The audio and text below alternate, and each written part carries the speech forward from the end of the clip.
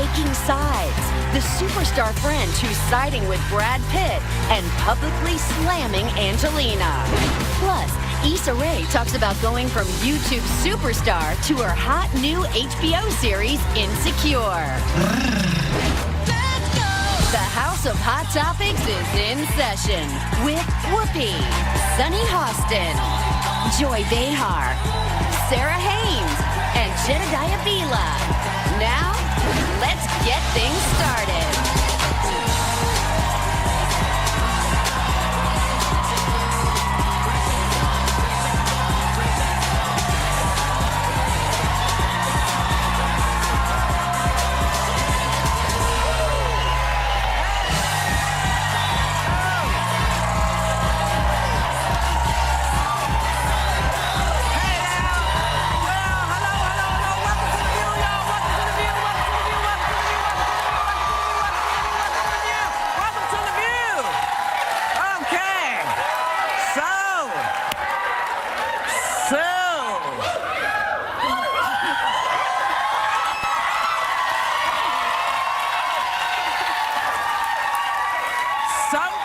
Something tells me you guys been waiting a long time to get these tickets. And you're so glad to be here. We're thrilled to have you They here. line up so early, Yes, too. yes. Wait till the winter comes. You're going to be so happy. Well, they'll have come already. Then they'll have to wait another year. Right. Well, tonight is the first vice presidential debate between Tim Kaine and Mike Pence. Do y'all even know these guys? Does anybody know these guys? Because, you know, a lot of people are not, they're not getting a lot of heat. Now look at these guys. That's Tim Kaine. Now which one is which? They look alike to me. No, they don't. Tim But something's wrong over here. What's the difference? Kaine. That's James Brolin. Now put up the other picture, just so you can see it. Pull him out. Pull James Brolin out. Yes, yes, yes. I was like, it looks cuter in that picture. James Brolin's gorgeous. James Brolin is gorgeous, but look, turn around. He looks exactly like the other guy. It's similar, yeah. Now, which one is he? Which one is he? Who's who? I know. Well, I know you know. Do y'all know? So, Yes. who's on the right? Mike Pence. Very nice. They know. Who's on the left? All right. This audience is informed. These are not low information voters. But I think a lot of... But what you should know is 40% of Americans cannot name the candidates. Wow. See, y'all are smart, but, you know, watch For Jimmy vice president. for vice president. Yeah. You know, you can't help but know who's running Yeah, for exactly. president. But, you know, so how is tonight's debate going to change things for folks, do you think? I think something big has to happen in order for it to matter, because people look at it as who's running for president is going to lead the country. Vice presidential is secondary. I think the last debate, VP debate, that got a lot of attention was the Biden-Palin debate, and that's because everyone was wondering. They had never heard of Sarah Palin before, and they were saying, "Who is this woman?" And then people started saying, "Oh, she's the mayor of a small town." There has to be some hype She was the around governor of Alaska. Governor of Alaska, right? But nobody knew who she was when he announced. So there has to be debate in 40 and years. it was a great debate, actually. Yeah. It was interesting because Not good for her, though. yeah, well, She didn't come out well actually, on that. I don't know about that, because that was the debate that launched her career as Yeah, somebody who was a leader in that movement. Listen, if you were following the Tea Party movement, if you're a Tea she Party was your person, leader. and that was the thing that told you she was a brilliant woman, there's an issue.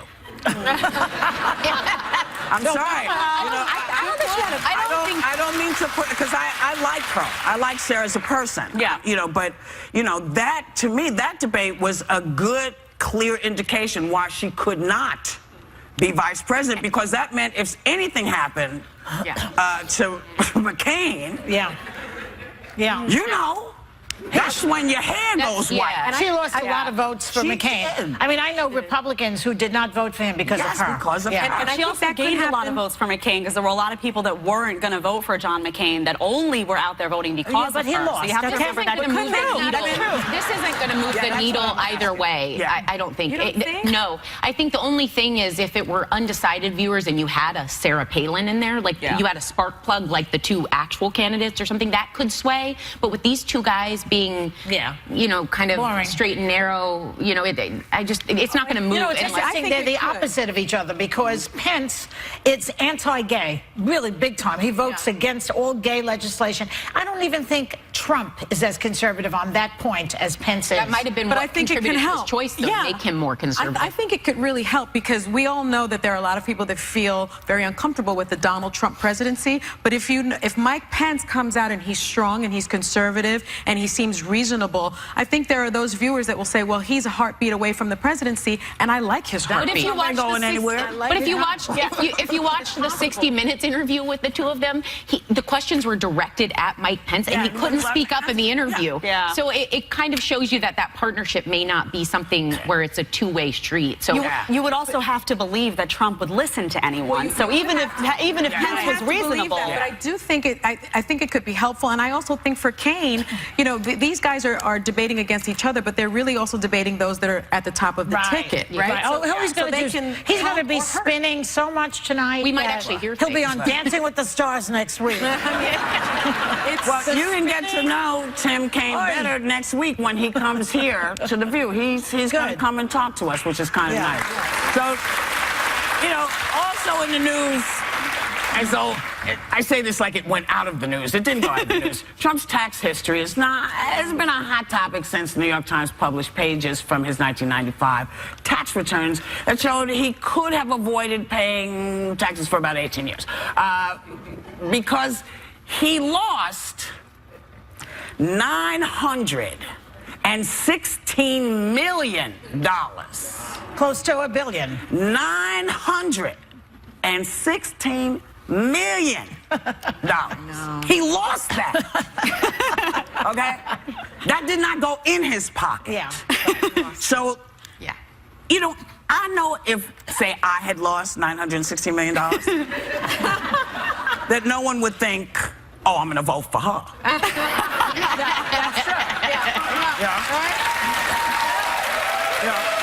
Especially if I say, hey, I'm a candidate who's a businessman. $916 million. Well, it should hurt him because he has been touted as the businessman. But I really, speaking to his constituency, they really should understand that tax law is not going to change when he becomes president because his businesses are going to go over to the sons, Hans and Fritz over there, and they're going to want that same tax break that their daddy got all those years. What makes you think out there that he's going to change Well, that's what doesn't make sense. He's saying, you know, I'm brilliant because I took advantage of these tax loopholes, but when I become president, I'm going to fix them. That doesn't make sense because it inures to the benefit of his family and his foundation and his children to keep those loopholes just the way they are. I have an idea. I know what we could do. Don't vote for him. No. What if those loopholes applied to everyone? Oh, yeah.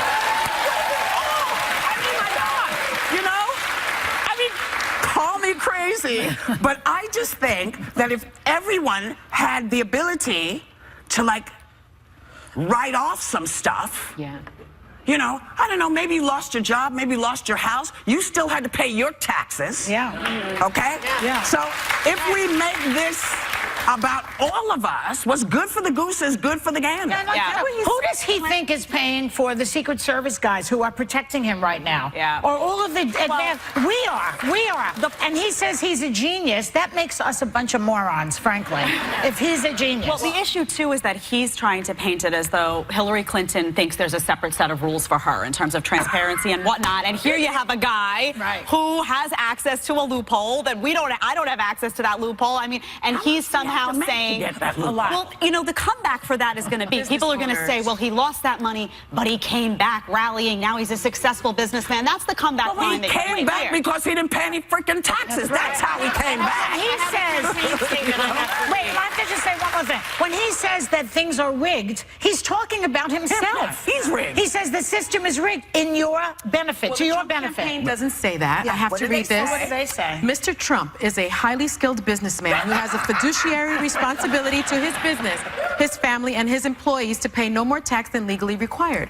Mr. Trump has paid hundreds of millions of dollars in property taxes, sales and excise taxes, real estate taxes, city taxes, state taxes, employee taxes, and federal taxes. Mr. Trump knows the tax code far better than anyone who has ever run for president, and he is the only one that knows how to fix it. I thought it's his lawyers who do the taxes. So now he does his own taxes? So here's the thing. So here's what he says. I've also, I employ a lot of people. I know you do. I employ a lot of people. I pay a lot of money in land taxes and real estate tax. I pay a lot of stuff. Yeah. I want a break too. Because to me, if I have to pay, everybody has to pay. My mother busted her behind when I was a little girl. She worried about being able to pay her taxes. And the IRS didn't give her any breaks. Yeah. Yep. No breaks. Yep. So, dude, that's all fine and good, but it's BS and you know it. We'll be right back with more Hot Topics. Coming up, Balling Brady. Why Maureen McCormick can't stop breaking down on Dancing with the Stars.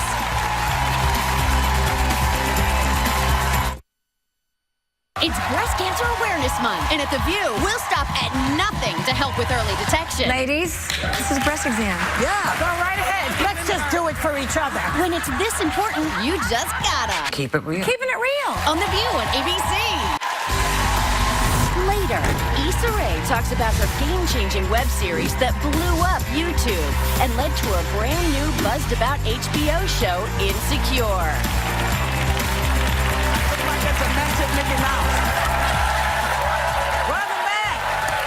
You know, politics just seems to be creeping into most situations these days, and apparently that includes your doctor's office. So Yale study found that political affiliation impacts how doctors approach topics like abortion, guns, and drugs. So do you have to have this a political conversation with your gynecologist? Well, the last thing you want to hear is, when you're in the stirrups, is slide down and let's make America great again. I don't want to hear that. When I had surgery back in the day, I had a whole bunch of, I had a whole bunch of little tumors on my ovaries, which thank God they were benign. But as they're wheeling me in, they didn't know whether I was going to be dead or alive. And as I was going into the anesthesia, I said to my doctor, do no harm and don't vote for Bush. I actually said that because I was like, if I die, I want to know that he lost. But he won, and I lived, so all's good. I think it's worse now, too, when I go and people know that I have this political history and they want to talk about it. So if I go to the trainer or the doctor's office, everywhere I go, I remember going to the allergist, and, they poke you with all that stuff to see if you're allergic. My arm was all exposed, and the guy's talking to me, well, how about them gun laws? And I'm like, looking at my arm blowing up, and I'm like, this is not the time, bro, for me to be talking about. It's scary. Did he actually say it? How about them gun laws? And I was like, why are you going to a guy that says that to you? I swear. Because they know that we're engaged and we're interested and we're talking about this. And people feel that because I'm talking about it here, I want to talk about it everywhere. When my dad calls me, he's like, Donald Trump. I'm like, I gotta go. I gotta go. Like that. Everybody, right? Everybody wants to do questions now from patients about what I think. It's like your wife said on The View. Oh, boy. And I told them, just stay away from those conversations. Like, I just think it's inappropriate for a doctor to talk to their patients about that. I say, you want to talk to me about this? It's going to be $150,000. Yeah, charge him. And basically, that shuts that down instantaneously. I think if these conversations, because they speak of implicit bias, and that a doctor that maybe is pro-life, when they're giving a woman options, they may limit what they offer. I think it speaks more to the fact that you always need second opinions when it comes to medical advice, if there are big things going on in your life, because you can't remove it, and you can't, I mean, you can't really fault someone for deducing in their own mind what is best to share with you as a professional. But I think it does speak to whenever it's big, own your own health and that's true. Get other opinions. Yeah, you got it. True. Well, here's an interesting thing. Maureen McCormick just can't seem to keep it together on Dancing with the Stars. She says the reason why she keeps on crying is that she's insecure about her dancing and her looks, and that she keeps breaking down. God. Aw. Poor girl. Maureen, what the hell? Look how pretty It's a she dance is. show. She's beautiful, You're too. fine. Yeah. She is beautiful. Probably exhausted because that training, but Are you a crier? Whoopi, need you even ask? I do. I have to ask. I'm a crier, but I judge myself like on it because I've cried in important meetings, and I can almost hear my parents telling you like, remove the emotion. It's business. I think it, but the more I think, don't cry, the harder I cry. Don't follow my lead. I'm a bad example, but I have cried at work. It usually has nothing to do with work. It's oftentimes life just kind of seeps in, and you have moments. Well, you have to go run to the bathroom then. I'd be in the bathroom the whole friggin' day, Joy. I'm always concerned about crying at work. I mean, I haven't had the, I don't know, I've had such serious jobs, like as a federal prosecutor and then as a law clerk. I always felt that if I cried, I would be seen as unfit for the responsibilities. You know? Really? Yeah, I always felt like they would judge me on that. They would think I wasn't strong enough. I didn't have the right temperament. And I remember when I was a managing director, I revised someone's report. A young woman, she was 25, first job out of college, and she came into my office and started crying. And I was like, and I closed the door and I said, you can't do this. You know, we're just a few women here. You can't cry at work. I think women that cry at work are seen as perhaps not having the appropriate temperament. Why do you care? I think that might be a problem on the other side with the people. Like for me, I like real people. So if someone were crying every day at the office, maybe there would be something wrong. But if you have a real moment, I don't mind if somebody curses or they cry, because that to me is a real person who's living life. And sometimes those moments happen at work, and sometimes those people are embarrassed and they can't help it. And maybe they're going through a divorce, or maybe they had a bad meeting, and if I can see that person is willing to be real and not hold it back, I have respect for them on a human level, that it doesn't bother me, and it teaches me how to interact with those people and be real about life. I'm going to tell on you right now. This one, when my mom passed and I came to work, Joy said to me, "You okay?" I said, "Yeah, everything's good."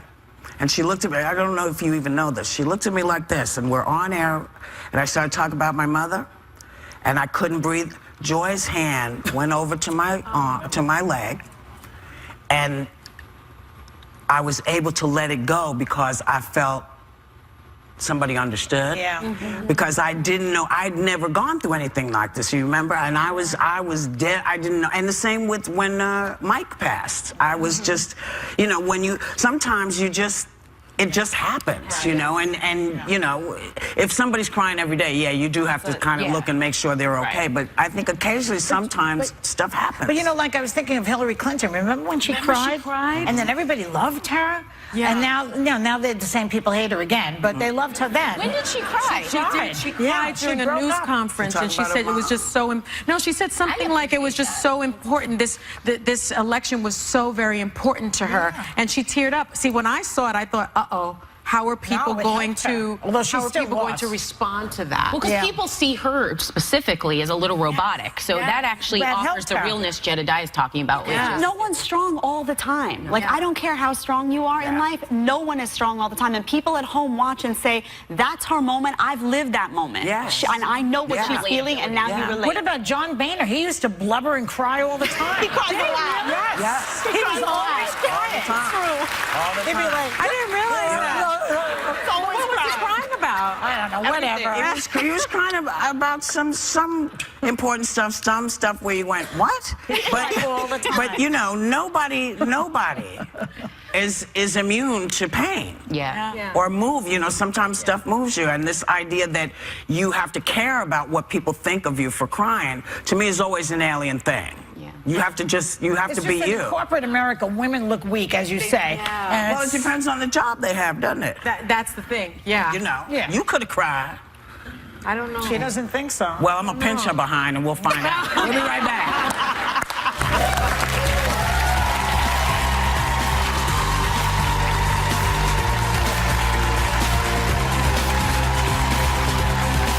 With vendors for up to 79% off items that help in the battle against breast cancer. But you only have until midnight Eastern tonight, so get to viewyourdeal.com and shop for the cause now.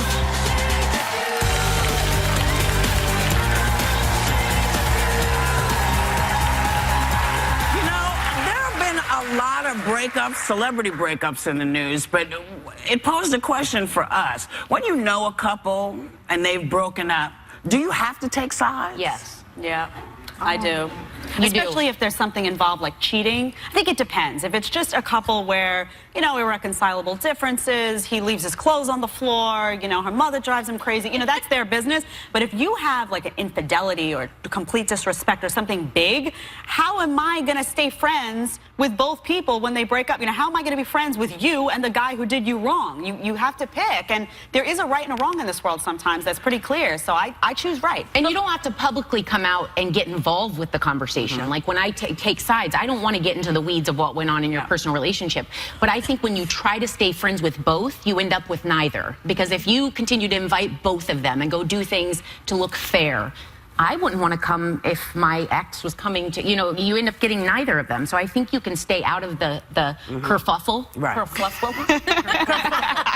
Shoot, I was going to get 5 points for using that today. Well, to your point, though, don't most couples break up because of infidelity? Not always. Sometimes they just grow apart. Their jobs get in the way. There's always a third party. I don't take sides. I mean, I try very hard not to take sides, and my friends will tell you I don't take sides. I don't think you ever really know what happens in a relationship or in a marriage. I don't really ever think it's just one person's fault. Typically, there are a lot of issues going on. And you know, for me, one of my closest friends got divorced, and she really wanted me to pick a side. And I was thinking, you know, this is a guy I introduced you to that I was friends with. He is now part of our family. You've raised your kids together. Our kids are best friends. So now when I have an event, I can't invite your kid's father, our close friend. And I refused to take a side, and she was very upset with me for a while. I think she understands it more now, but I really try not to get involved because you don't know what's going on. But you don't have to get involved. You don't have to get involved. I think you have to assess as a couple who might be closer to you guys. And I do agree if you share kids, you know, like you could say, in some serious relationships, I may be inviting so-and-so, you can share that with your friend. But ultimately, I think you have to know where you're following. Again, not getting involved with what went wrong, but for the friendship to continue. If I was inviting you and your ex-husband to a dinner, would you be cool with that? But why would you do that? Yeah, that's what I mean. It's like But have two dinner parties. Or two dinner parties. But I think when there are families involved that break up, I think you've got to be very careful with saying, you were right, you're wrong, and I'm going to pick you. Oh, I'm not going to say right or wrong. I'm just going to say I was closer with this person, so I go with her. I would pick which one. It's not about if they're right or wrong. I'm not putting judgment on that. I'm just deciding. Oh, I am. If somebody cheats and lies and deceives somebody, I'm ready to be like, you did wrong. I'm happy to do that. her. Very judgmental. But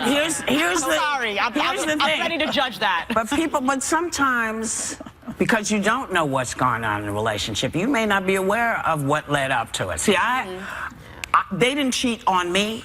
Yeah. So they can come to my house. They don't have to come. I always let people know if somebody's going to be there they might be uncomfortable with. Yeah. Because I think that that's fair. I don't want anybody to be blindsided. But no, I stay friends. I try to stay friends with everybody. I don't see everybody all the time, so I'm in a better position. Don't you find it difficult to go out as a couple and actually be really friends with both? No, you it's always hard like one to more. find It's a foursome that you really like. It's rare that you find that. So if they break up, you're usually friendly with one person, and that's the person you stick with, whether they cheat or they don't. Yeah. Misjudgmental. No, come on. I mean, how am I going to be, if I'm friends with a guy and a girl and he cheats on the girl and it's a terrible situation, you find out something terrible and I stay friends with him, she's going to turn to me and say, you're not loyal to me. Look what went down. But if you were friends with him in the first place. But sometimes wrong is wrong. If he was my friend, I would say, dude, this is messed up. And if you could do this to her, you could do it for somebody else. If it happened with you. It still would be hard for me to be friends with both of them without that girl being like, he did me wrong.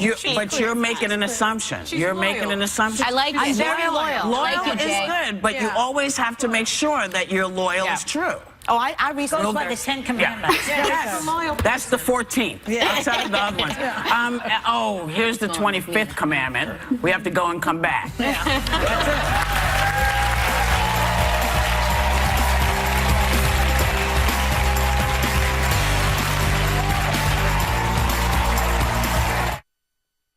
Progressive claims to show people their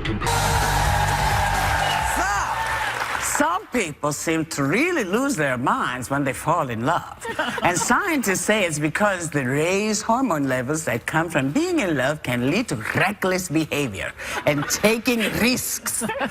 Does this sound like anyone we know, Jed? This one. That's me. That's shocking to the audience, I know. No, I go crazy. I love being in love.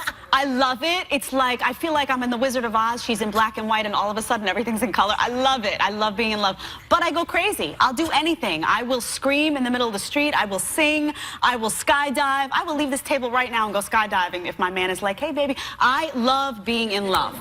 I lose my mind, and I feel like if you don't lose your mind a little bit, you know, every time? Maybe. Well, I haven't been in love that much. I don't fall in love easily. You sound like you takes lose a your lot. personality. No, I gain it. I become... It's color. So It's color. would you go skydiving normally? No.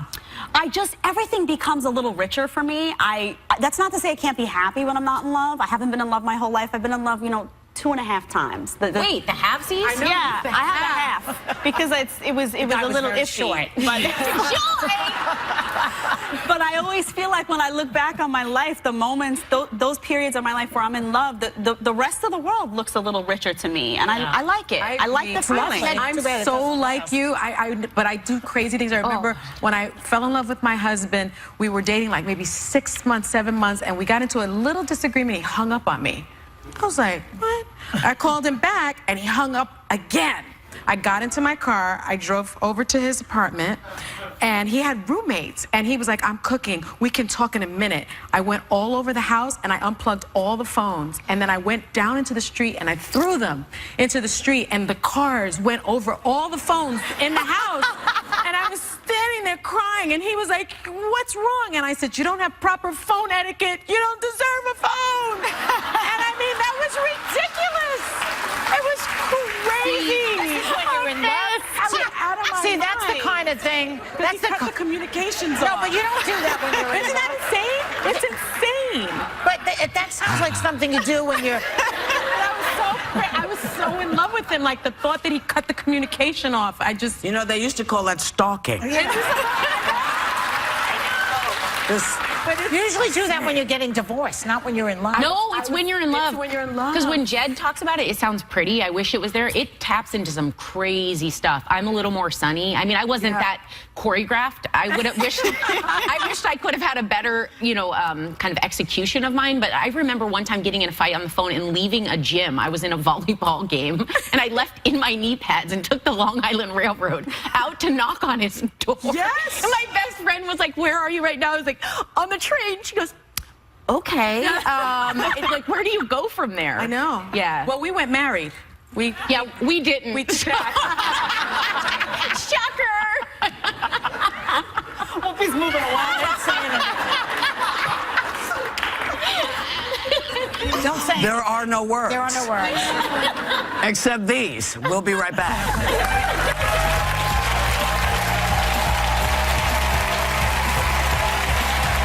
Hey guys, Issa Rae here. And though I'm known for my web series Awkward Black Girl and my new HBO show Insecure, I can assure you I'm neither of those things. I don't feel good about that. Can I just do that one more time? Was there something in my teeth? I felt something in my teeth. This week, the hot topics just keep coming. We're not done yet. Plus, we're celebrating smart, funny, fearless women with Kelly Clarkson, Sela Ward, and Elizabeth Vargas. Don't miss The View. All new this week on ABC. Searching for a hotel.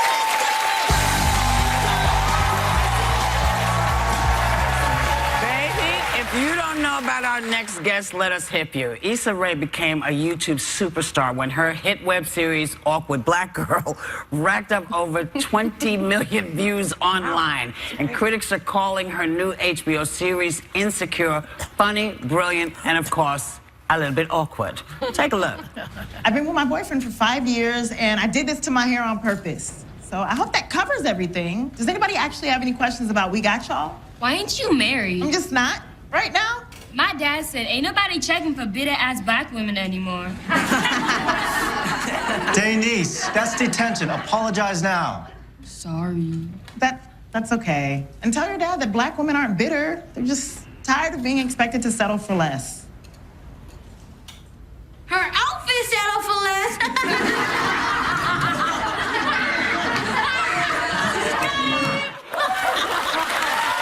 Please welcome the very fabulous Issa Rae. Now, you know, we were just talking about crazy things, apparently, that people do when they're in love. Anything crazy? Yeah, I heard the stories. First of all, said you're a ride or die. I love it. Hey. Like, you're a ride or die best friend, too. I am. It hasn't gotten that crazy for me. I'm like, when I obsess, I have crushes really fast, and I social media stalk. Like, that's the worst. I digit stalk like super, super hard, and if I can't find stuff, then I'll go through other friends, and I'll friend other friends. It does that too. I have my other friends friends, so they get information. Ooh, but that's it. If I have to like leave my house to do it, then it's not worth it. That's the new generation. The new generation. Well, she's no fool. She knows. So why am I going over there? Now, you first blew up, as Whoopi said, online with your Awkward Black Girl show. But you have a new show called Insecure, and you have millions of fans and celebrity followers, including Pharrell, who's a big fan. He's awesome. But do you still feel awkward and insecure? Every day of my life. Right now, like, it just doesn't stop. But I've learned to become confident in my insecurities, and just, you know, I embrace the fact that I am awkward, and everybody is to a certain extent. So that makes me feel better. Sure. What percentage of your character in Insecure is actually you? Because that was my first thought, is how much of this is autobiographical? It's autobiographical fiction, so I say like 75 to 80% is me. But the character is me if I didn't know what I wanted to do professionally, and if I made different decisions in life. But it's really just like that angst that you feel when you're turning, 29, you're approaching 30, and you're just like, am I doing life right? Because everybody else feels like they're doing life correctly, and I failed. Lying. I'm constantly comparing myself with others, and you compare your career paths, and especially being in college and having friends who were becoming doctors and lawyers, and here I was, you would meet up at Christmas and they'd be like, girl, you still doing them YouTube videos? Good for you. And now laughing now. It worked out okay. And I gotta tell you, this show, Insecure, you've got to see it, everyone. It is absolutely fantastic. I watched it. I laughed. I felt like I was part of the story. It was unbelievable. And growing up, though, you lived everywhere. I did. You lived in, from South Central Los Angeles to Maryland to Senegal.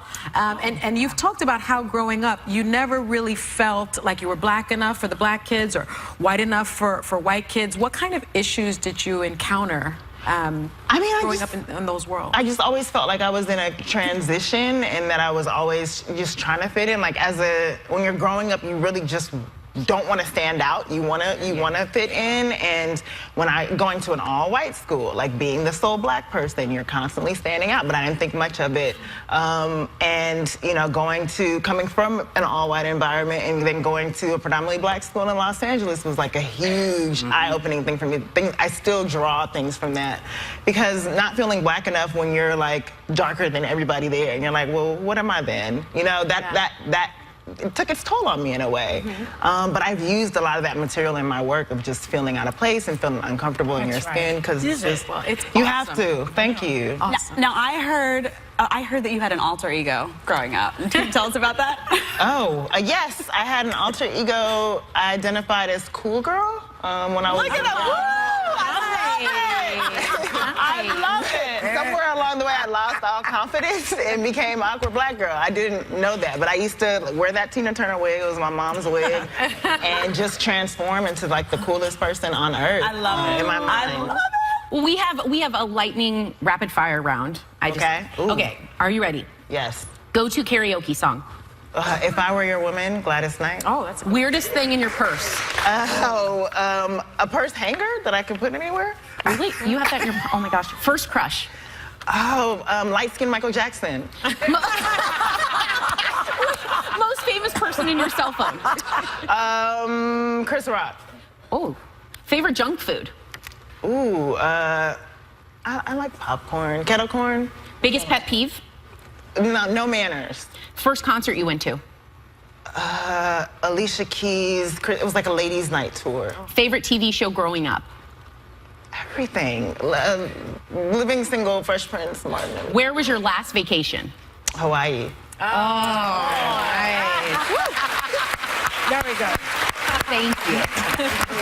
So, you know, you can't say enough about Issa Rae. You have to see the show. Talented. Check out all the things she's done, and you'll kind of see yourself. Whether you're black or white or Asian, it doesn't matter. You're in there. So, Insecure premieres Sunday night on HBO, and we, of course, will be right back. Come back anytime.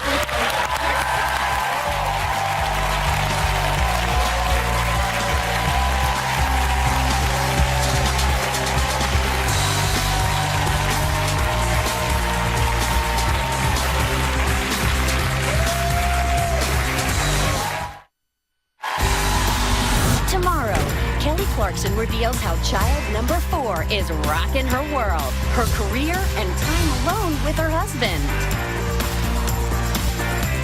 Well, welcome back. You know, Crazy's still sitting here. I know my husband's going to say, I can't believe you outed yourself. Yeah. And I can't believe you that outed story. yourself. As a matter of fact, I'm taking my behind over here. And this is what I'm going to tell you. We want you to have a great day and take a little time to enjoy the view. I'm getting away from her.